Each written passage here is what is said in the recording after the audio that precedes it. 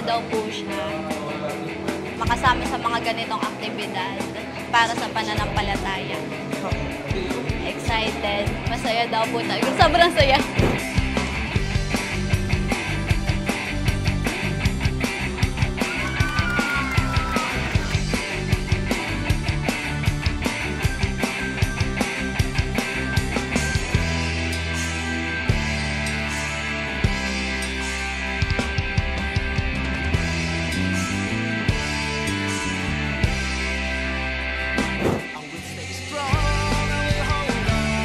Ang kahalagahan po ng ganitong mga aktibidad na inilulunsad ng Kapisahan ng Pansambahayan ay una para po makatulong tayo sa malawak na gawain ng banal na iglesia, mahikayat natin ang mga kapatid nating deaf sa masidlang mga paglilingkod sa ating Panginoong Diyos at mapatibay din po ang kanilang pananampalataya.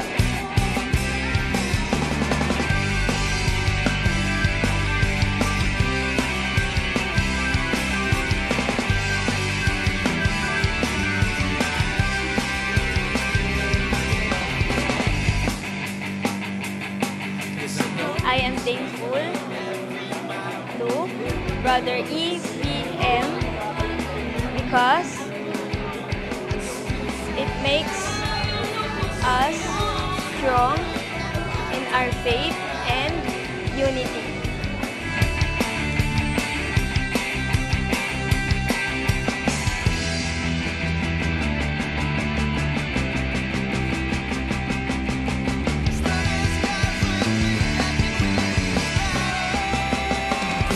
I will stay strong.